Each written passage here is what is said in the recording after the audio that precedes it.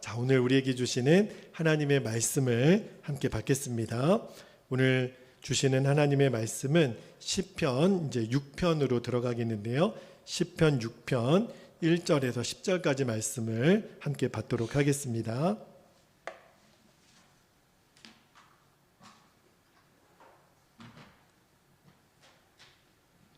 자, 우리 시편 1편에서 6편 1절에서 10절까지 한 절씩 교독합니다. 1절입니다.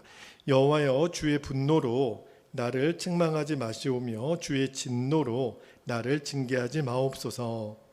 여호와여, 내가 수척하였사오니 내게 은혜를 베푸소서. 여호와여, 나의 뼈가 떨리오니 나를 고치소서. 3절. 나의 영혼도 매우 떨리나이다. 여호와여, 어느 때까지니까? 여호와여, 돌아와 나의 영혼을 건지시며 주의 사랑으로 나를 구원하소서. 5절. 사망 중에서는 주를 기억하는 일이 없사오니 스올에서 주께 감사할 자 누구리이까? 내가 탄식함으로 피곤하여 밤마다 눈물로 내 침상을 띄우며 내 요를 적시나이다. 7절. 내 눈이 근심으로 말미암아 쇠하며 내 모든 대적으로 말미암아 어두워졌나이다. 악을 행하는 너희는 다 나를 떠나라. 여호와께서 내 울음소리를 들으셨도다. 여호와께서 내 간구를 들으셨으며 여호와께서 내 기도를 받으시리로다. 내 모든 원수들이 부끄러움을 당하고 심히 떨미어 갑자기 부끄러워 물러가리로다. 아멘. 아멘. 하나님 말씀입니다. 오늘 저녁에는 절망은 사랑에 대한 배신이다. 꼭 제목을 좀 기억하셨으면 좋겠어요. 절망은 사랑에 대한 배신이다라는 제목으로 이제 우리 시편 강해의 6번째 오늘 6편 말씀을 나누도록 하겠는데, 좀 예전에 있었던 일이긴 하는데 일본에서 있었던 일이에요. 일본의 그 아오모리 현이라는 그 지역의 한 농장에서 그해 이제 태풍이 굉장히 심했던 때가 있었어요. 근데 이제 그 사과 농사를 하는 그 지역에 태풍이 몰아닥쳐가지고 그 사과 나무의 한 90% 정도 그 유실수가 다 땅에 떨어지는 일이 있었습니다. 그러니까 그 농부의 입장에서는 한 해 사과 농사가 완전히 이제 망한 거죠. 90% 되는 사과가 다 이제 떨어졌으니 엉망이 된 거잖아요. 그런데 완전히 절망적인 상황이잖아요. 한 해 농사가 망쳤으니. 그런데 이 농부의 눈에 갑자기 뭔가 번쩍이면서 눈에 들어오는 광경이 하나 있는 거예요. 이 농부의 눈에 뭐가 들어왔냐면 90% 사과는 다 떨어졌는데 떨어지지 않은 사과 나무에 매달려 있는 10%의 사과들이 보이기 시작한 겁니다. 쟤네들은 왜 안 떨어졌지? 그러면서 그 떨어지지 않은 사과들을 사진을 다 찍었어요. 그래서 어떤 아이디어가 떠올랐냐면 풍속 53.9m의 태풍에도 떨어지지 않는 사과, 이제 증명서와 함께 예쁘게 포장을 해서 어디에다가 이 상품을 내놓았냐면 당시 대학 입시 이제 합격을 기원하는 상품으로 내놓은 거예요. 초속 50m가 넘는 강풍에도 떨어지지 않는 사과. 그래가지고 이 사과가요, 원래 시가보다 수십 배의 가격으로 내놓았는데도 그냥 완판이 돼버린 거예요. 더 이상 내놓을 수 없는 상황까지. 완전히 이 농부는요, 그해 초대박이 난 겁니다. 여러분, 사과가 90% 이상이 다 떨어진 상황이면 절망적인 상황이잖아요.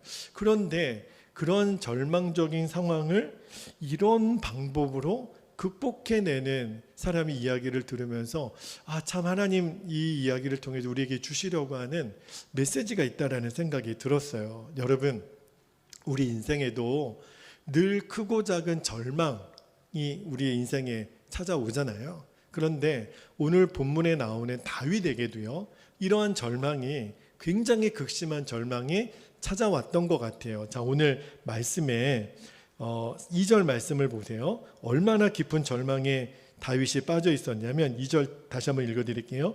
여호와여, 내가 수척하였사오니 내게 은혜를 베푸소서. 여호와여, 나의 뼈가 떨리오니 나를 고치소서. 여러분, 뼈가 떨릴 정도예요. 지금 절망의 상황이 얼마나 힘들면. 7절도 한번 볼까요?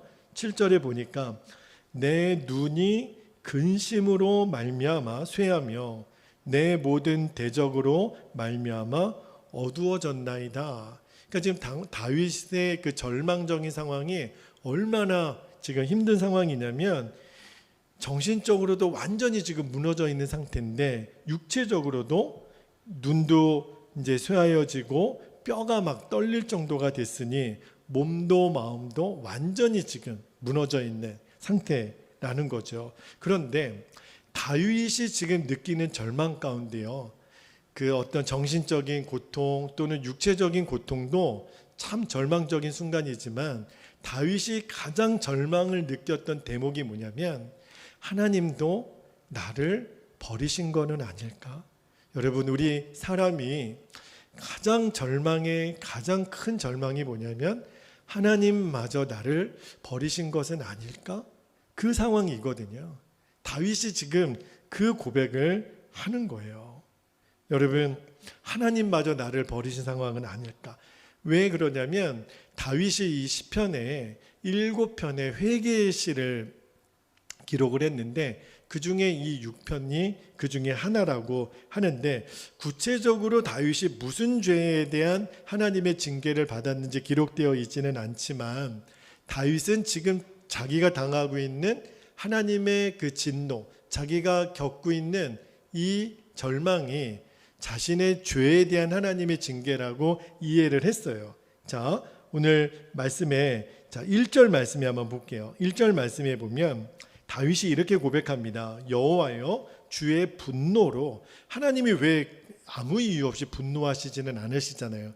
하나님은 죄에 대하여 분노하시거든요. 주의 분노로 나를 책망하지 마시오며 주의 진노로 나를 징계하지 마옵소서.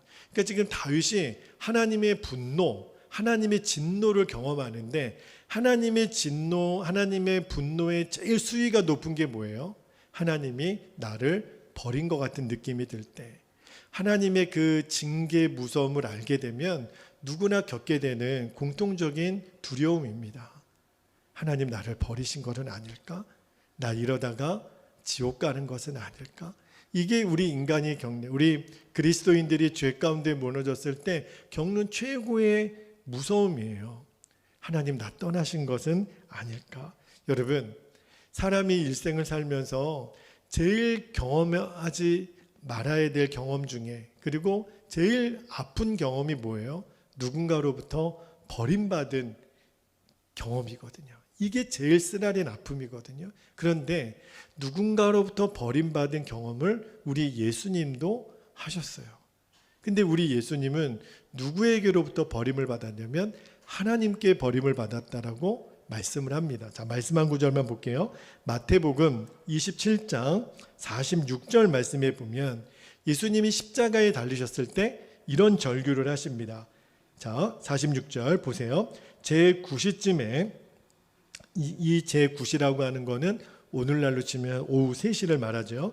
예수께서 크게 소리질러 이르시되 엘리 엘리 라마 사박다니. 예수님 숨쉬기 전에 고백하신 거예요. 하시니 이는 곧 나의 하나님 나의 하나님 어찌하여 나를 버리셨나이까 하는 뜻이라.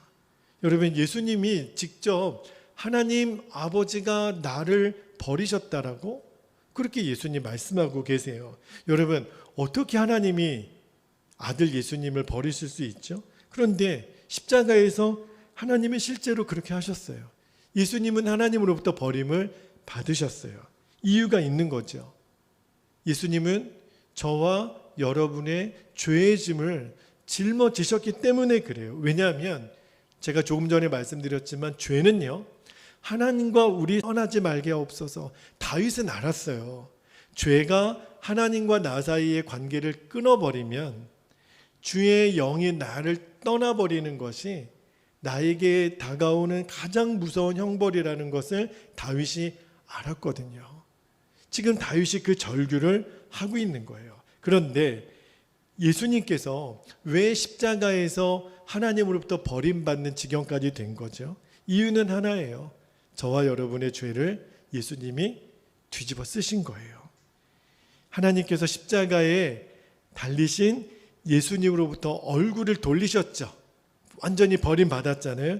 이유는 우리들의 그 죄의 짐을 예수님이 대신 지셨기 때문에. 여러분, 아무리 괴로워도요, 아무리 힘들어도, 저도 제 인생을 돌아보면 정말 아무리 힘들고 괴로워도 하나님의 나를 바라보시고 하나님의 나와 함께 계시는 믿음만 있다면 이겨낼 수 있겠더라고요.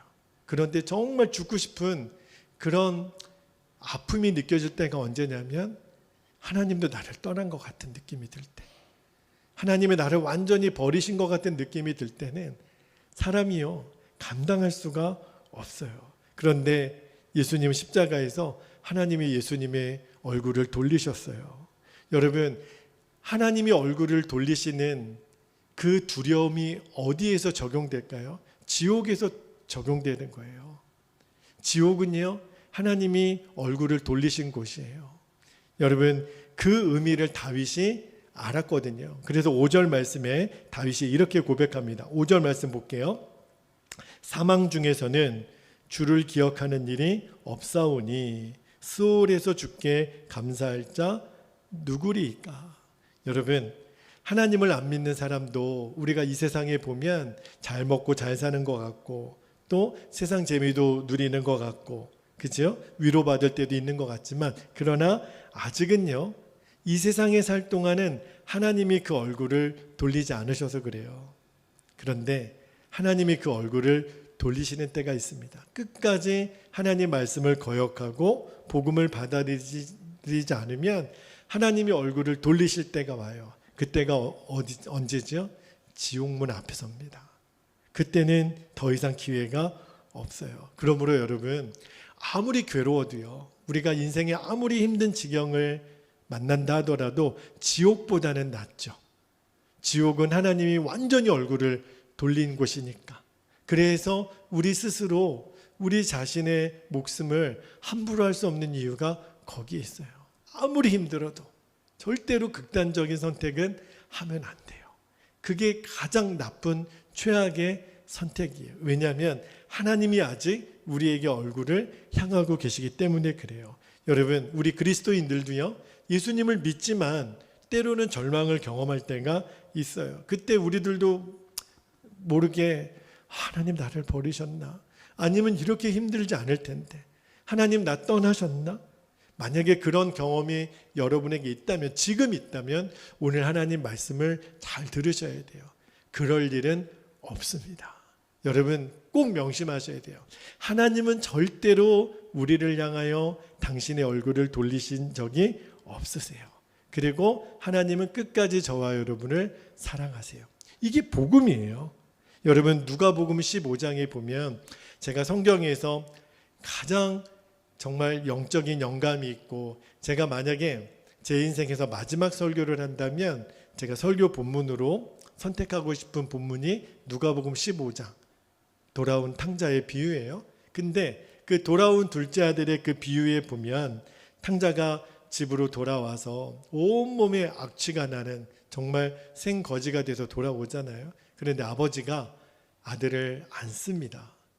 목을 엇이겨서 안고, 그죠? 근데 그때 그 아들에게 입맞추는 아버지를 향하여 아들이 뭐라고 얘기하는 줄 아세요? 자, 누가복음 15장 21절 볼게요.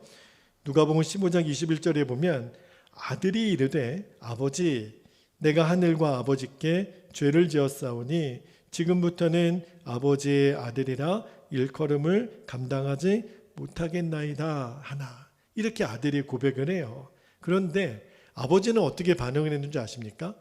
그냥 아들의 말은요, 듣는 척 많은 척, 그죠? 들으셨겠죠? 근데 못 들은 척 하시면서 영 동문서답의 행동을 하세요. 아들에게 옷을 입히고 반지를 끼우고 신을 신기고 살찐 송아지를 잡아서 아들을 위해서 베풀잖아요. 여러분, 이게 저와 여러분을 향한 복음이에요.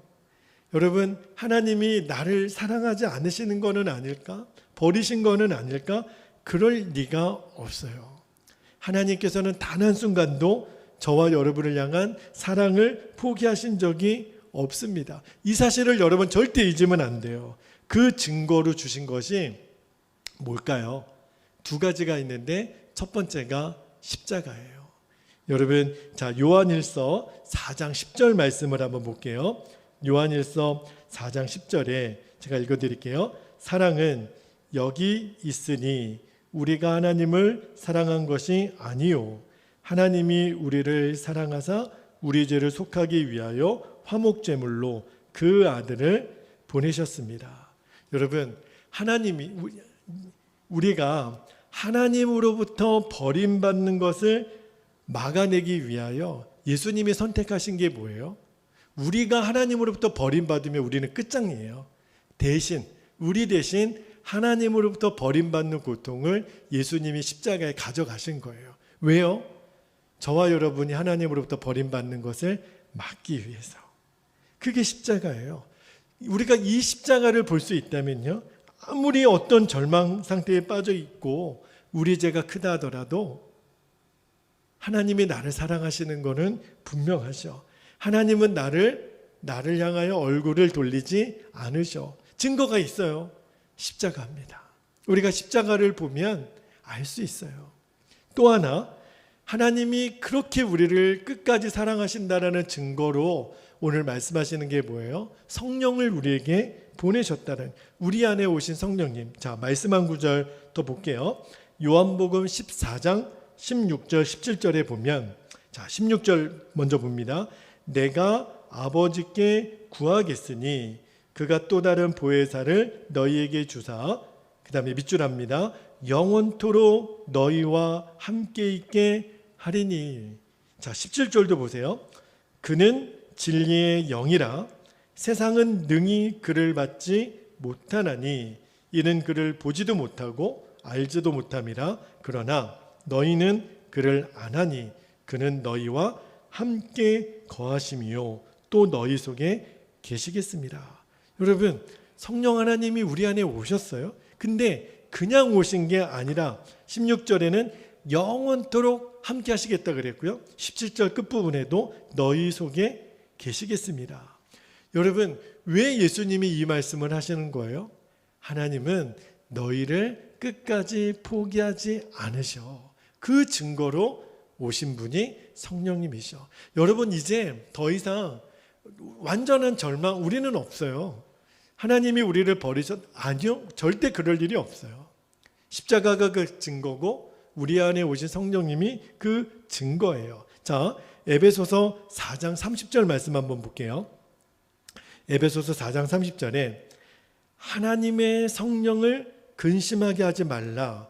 그 안에서 너희가 구원의 날까지 인치심을 받았느니라 그랬는데, 여러분, 저와 여러분에게는요, 죄를 짓잖아요. 하나님의 뜻을 어긋나게 살잖아요. 그러면 반드시 우리의 마음이 편하지가 않습니다. 그때 우리는 알죠.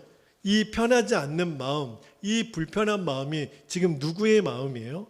성령님의 근심이에요. 만약에 내가 지금 죄를 짓는데도 또 하나님 뜻에 계속 불순종하는데도 내 마음이 불편하지 않는다면 큰일 날 사람입니다.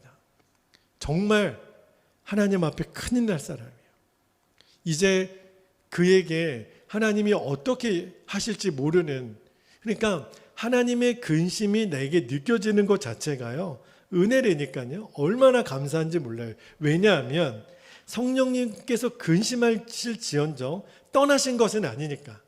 만약에 내가 죄를 계속 져요, 아무렇지도 않아요. 하나님 말씀에 계속 지금 불순종하고 있는데 아무렇지도 않아요. 정말 큰일 날 사람이고 성령님이 떠난 사람의 증거일지도 몰라요. 왜냐하면 성령님이 그 안에 계신 사람은요, 그럴 리가 없기 때문에 그래요. 성령님의 근심이 느껴진다니까요. 그게 우리 안에 오신 성령님의, 하나님 우리를 사랑하시는 증거이기 때문에 그래요. 여러분, 미국의 가장 존경하는 대통령 링컨 대통령이 암살당해 돌아가셨잖아요. 1865년에 그가 암살당한 후에 이제 부검을 하려고 소지품을 꺼내 보니까 뭐가 있었냐면 손수건, 안경집, 주머니 칼, $5 같은 지갑, 그리고 그의 이 포켓 안에 그 링컨 대통령을 계속 지지했던 그 서포터들의 그 칭찬하고 지지하는 그 스크랩했던 신문 그 기사들이 그의 그 포켓 안에 있었다 그래요. 그게 무슨 말이냐면 링컨 대통령이 굉장히 힘들게 남북 전쟁도 이끌었고 또 미국이 존경받는 대통령으로 살았지만 너무너무 어려웠거든요. 그때마다 나를 지지해주고 격려해주는 사람들의 그 칭찬과 그 섬김의 글이 링컨에게 그렇게 큰 위로가 됐다는 말이잖아요. 그런데 여러분, 우리도 똑같아요. 우리도 힘들고 어려울 때 하나님이 우리의 서포터가 되시는 거예요. 준철아, 너 힘드냐? 너 어렵냐? 난 너를 응원해. 나는 너를 지지해. 링컨이 그 쪽지 보고 위로를 받았다는 거예요. 그런데 저와 여러분은 뭘 보며 위로를 받아요? 하나님이 우리를 지지하시고 도우시고 끝까지 응원하시는 증거, 십자가가 있잖아요. 우리 안에 오신 성령님이 계시잖아요. 그러면 뭘 더 우리가 구할 필요가 있겠어요? 그렇구나. 주님이 나를 사랑하시는 거 너무너무 분명하고 오늘도 나를 응원하고 지지하는 게 너무 분명한 거예요. 할렐루야. 여러분, 우리가 깊은 절망에 빠지면 제일 힘든 게 뭐냐면 기도할 힘마저도 잃어버릴 때가 있거든요. 그런데 그때가 고비예요. 너무너무 절망스러워서 오늘은 기도도 쉴까? 기도하지 말까? 이런 마음의 눌림이 올 때 여러분, 그때가 더 기도할 때예요. 아이러니하게도 오늘은 너무너무 기도 못하겠다. 그런데 그때가 기도할 때예요. 다윗이 그랬어요.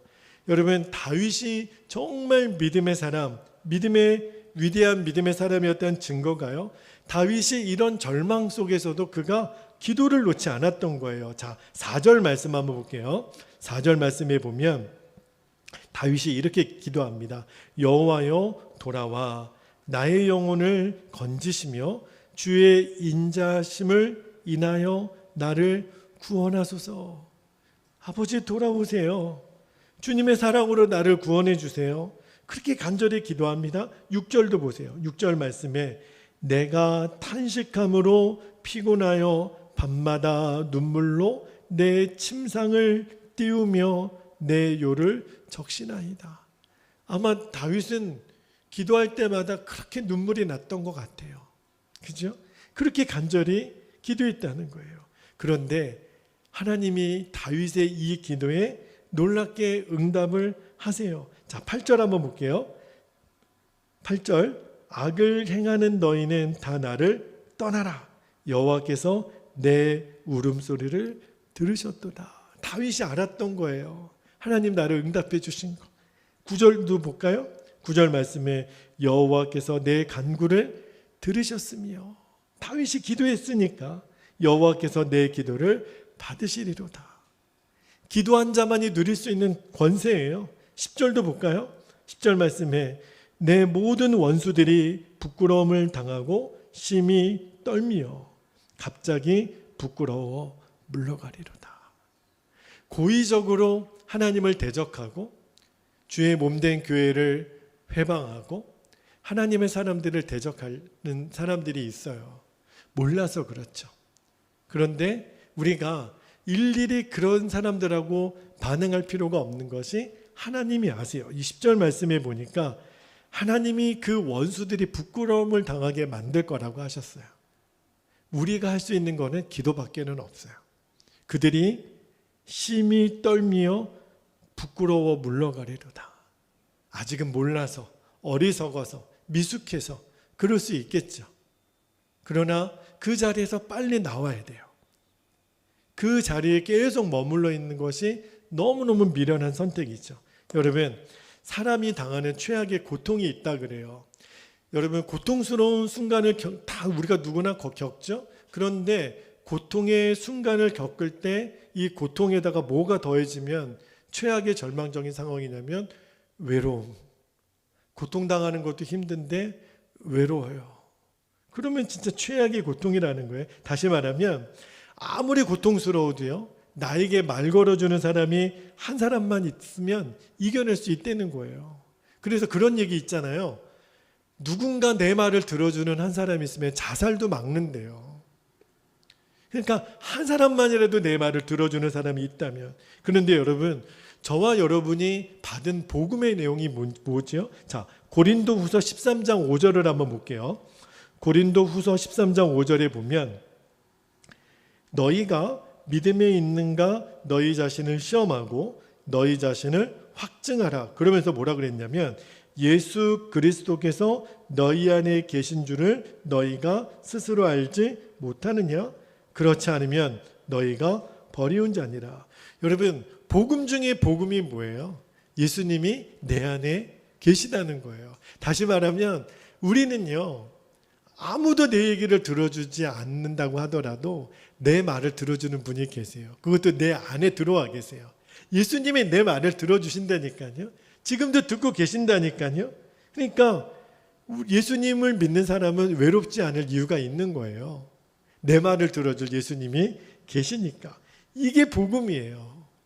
이게 복음 중에 복음이에요. 그래서 24시간 예수님을 바라보라 그러는 거잖아요. 여러분, 한번 실험을 해봤는데요. 깜깜한 밀실에 쥐를 가둬놓고 정말 빛도 안 보이게 깜깜한 어둠에 가둬두면 쥐는 30분 안에 죽는답니다. 그런데 조그만 구멍으로 빛을 그 상자 안으로 집어넣어주면 그 쥐가요 36시간 이상을 버텨낸대요. 뭐지요? 이 빛 한 줄기의 빛만 보여도요 생명에 대한 힘이 생긴다는 거예요. 여러분, 우리가 빛이신 예수님을 24시간 왜 계속 바라보라고 하시는지 알겠죠? 그 예수님, 빛이신 예수님이 나를 살려내시거든요. 나를 바꿔내시거든요. 여러분, 우리가 제일 견디기 어려운 절망적인 상황이 뭐예요? 내 자신에 대해서 실망할 때. 여러분, 그런 적 혹시 있지 않나요? 아유, 나는 이 모양 이 꼴이네. 나는 언제나 제대로 된 믿음 생활을 해볼까? 나는 왜 이렇게 안 되나? 약하고 보잘것없고 형편없는 사람인가? 여러분, 정말 그럴까요? 그렇지 않아요. 여러분, 돌을 막 지난 아이들이요, 돌 지나면 그때부터 지 혼자 걸으려고 애를 씁니다. 빠른 아이들은 돌 전에 걷는 아이들이 있잖아요. 그런데 돌 지난 아이들이 이렇게 일어나려고 하면 넘어지고 일어나려고 하면 넘어지고 그러잖아요. 그런데 이 아이들이 이제 더 이상 넘어지지 않는 이제 자기 발로 걸을 때까지 몇 번 정도 넘어지는 일을 반복하는 줄 아십니까? 최소한 3,000번에서 5,000번을 넘어졌다가 일어나고 넘어졌다 일어나는 일을 반복해야 이 아이가 더 이상 넘어지지 않고 걷는다 그래요. 혹시 어떤 아이가 이제 자기는 일어나자마자 넘어진다고 해가지고 나는 평생 못 걷는 아이인가 봐요. 이런 아이 보신 적이 있어요? 혹시 뭐 한 300번, 500번 넘어졌다 일어났다가 넘어지는 아이를 보고 부모님이 우리 아이는 평생 붉은가 봐. 얘는 평생 못 일어나나 봐. 이런 부모가 있나요? 아니에요. 부모는 알죠. 지금 겨우 500번 넘어진 거예요. 이제 앞으로 2,000번, 3,000번 더 넘어졌다가 일어나면 이 아이가 더 이상 넘어지지 않고 걸어갈 것을 알지요. 아이가 넘어졌다고 해서 낙심하는 부모가 있습니까? 없어요. 여러분, 이제 여러분이 몇 번 넘어진 거예요? 나는 쓸모없나 봐. 나는 또 넘어졌네. 여러분, 겨우 지금 100번 정도 넘어졌나요? 1,000번 넘어졌어도 아직은 이른 거예요. 아직도 여러분 2,000번, 3,000번은 더 넘어질 가능성이 있어요. 그렇다고 해서 그거 보고 아이고 너는 구제불능이야 이렇게 바라볼 부모 없잖아요. 하나님도 우리가 넘어지고 또 넘어졌을 때 하나님은 여전히 우리를 포기하지 않으신다니까요. 어이구 내 귀여운 아들, 내 사랑하는 딸, 또 넘어졌지만 나는 너가 다시 일어날 줄 믿어. 우리를 바라보시는 하나님의 사랑의 눈이에요. 여러분, 그렇다고 해서 우리는 평생 넘어질 사람 아니에요. 우리가 이제 2000번, 3000번 넘어질 만큼 다 넘어진 후에 더 이상 이제는 넘어지지 않는 견고하게 딱 설 날이 오죠. 옵니다. 주님이 우리를 그렇게 인도해 주세요. 어떤 분이 그랬어요. 이런 말씀을 하시더라고요.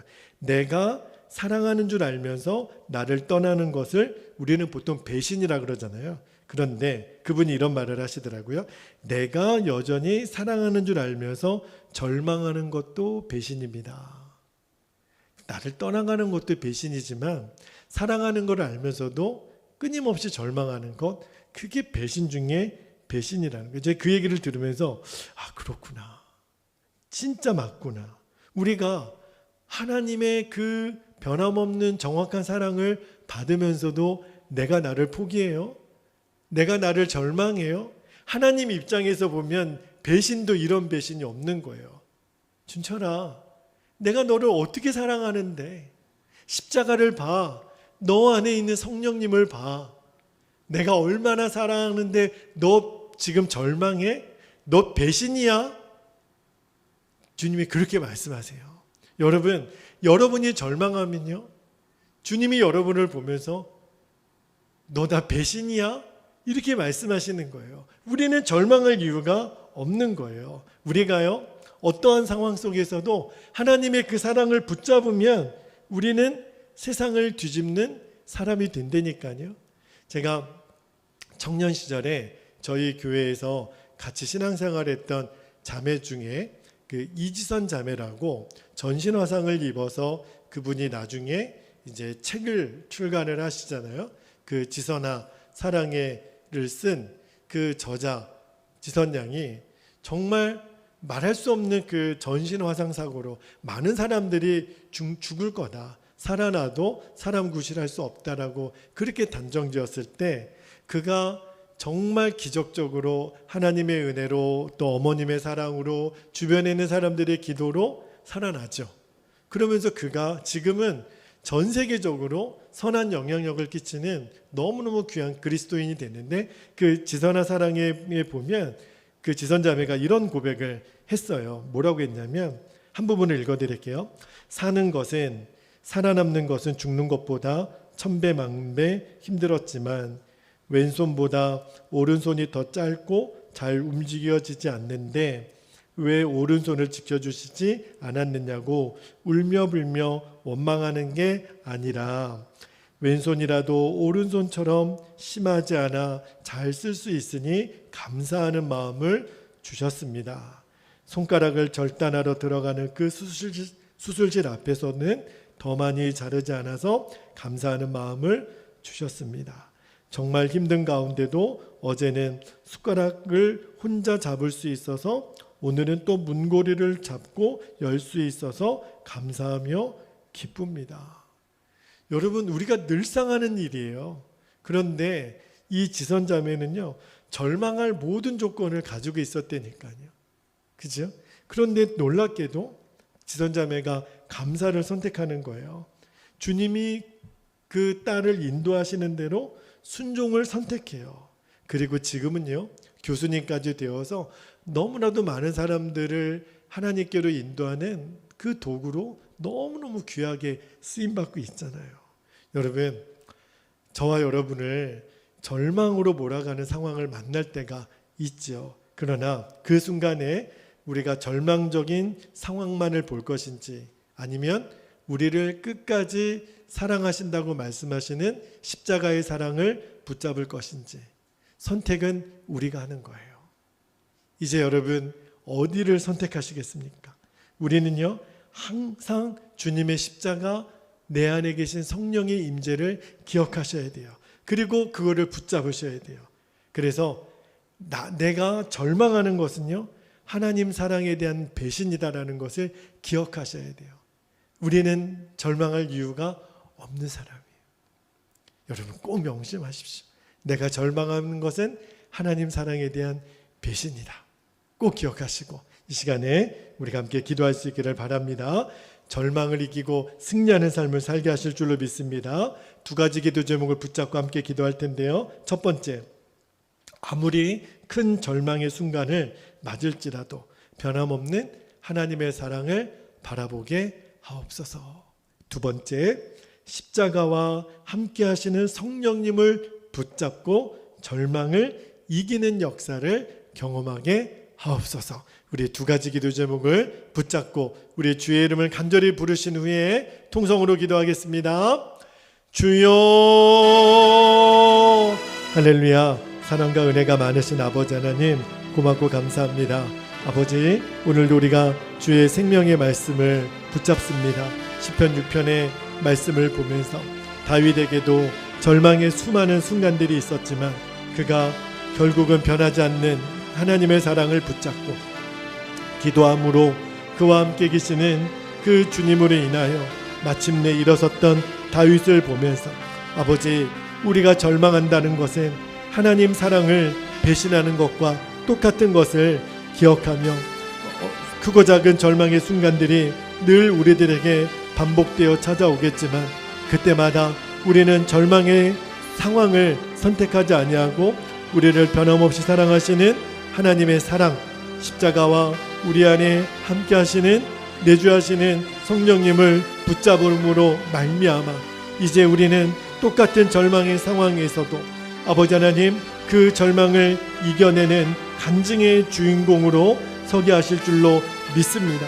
아버지 하나님, 아무리 큰 절망의 순간이 우리에게 온다 하더라도 변함없는 하나님의 사랑, 오늘도 우리를 기대하시고 응원하시고 격려하시고 칭찬하시는 그 하나님의 사랑이 오늘도 우리를 붙잡아 주시고 우리를 강권하여 주시기를 아버지 하나님 원합니다. 십자가에서 보여주셨던 하나님, 내가 버림받아야 될 그 질고를 예수님 대신 하나님께 버림받음으로 말미암아 우리가 하나님께 버림받을 모든 저주를 십자가에서 완전히 처리하신 주님, 십자가를 바라볼 때마다 영원히 나를 변하지 않고 사랑하시는 나를 향하여 얼굴을 돌리지 아니하시는 아버지 하나님, 그 사랑을 확인하고 또 확인하여 우리가 다시 이겨낼 힘을 얻게 하여 주옵소서. 일어나 우리는 또 뚜벅뚜벅 주님을 향하여 걸어갈 것이고 주님이 가라고 하시는 그 길을 향하여 걸어갈 것입니다. 하나님, 오늘도 우리 안에 성령님 오셔서 우리를 도우시고 중보하시니 하나님, 우리가 하나님 내 마음을 털어놓을 수 있고 내가 기도할 수 있고 나의 기도를 들으시는 하나님, 사람도 한 사람이라도 내 말을 들어주는 사람이 있으면 절망하지 않는다고 했는데 예수님 내 안에 오셨을 뿐만 아니라 늘 나와 교제하시고 나의 말을 들어주시고 나를 격려하시고 칭찬하시고 인도하시는 나의 주님, 그 주님이 오늘도 내 안에 너무너무 분명히 계시니 너무너무 감사합니다. 하나님, 우리가 성령의 책망을 들을지언정 우리를 향하여 얼굴을 돌리지 아니하시는 하나님, 끝까지 우리를 포기하지 아니하시는 하나님, 그 하나님으로 인하여 우리는 절망하지 않습니다. 우리가 절망한다면 오히려 하나님의 사랑을 배신하는 것입니다. 우리는 하나님의 사랑을 무시하는 겁니다. 아버지 하나님, 그래서 이제는 우리가 절망하지 아니하고 낭망하지 아니하고 낙심하지 아니하고 우리들의 믿음의 주여 우리를 온전케 하시는 이인 예수님을 더 바라보며 나아가게 하여 주옵소서. 우리 사랑하는 베델교회와 우리 성도들이 이 눈이 더욱 열리게 되기를 원합니다. 주님 바라보는 눈이 열리는 만큼 하나님, 절망은 떠나갑니다. 근심은 떠나갑니다. 낭망은 떠나갑니다. 포기하고 싶고 다 하나님, 그냥 하나님 낙심투성일지라도 우리가 주님만을 바라보면 됩니다. 주님만을 바라보고 다시 일어나게 하여 주옵소서. 오늘도 성령의 강권하심을 듣게 하여 주옵소서. 주여, 이제 하나님 사랑하는 모든 성도들이 진리 가운데 반응하게 하시고 빛으로 오신 예수님 바라보며 하나님 그 빛 가운데 나를 드러내고 아버지 하나님 내 자신을 고백하며 나오게 하여 주옵소서. 오 아버지, 그렇게 우리를 인도하여 주옵소서. 오 하나님 감사합니다. 아버지 감사합니다. 주여 감사합니다.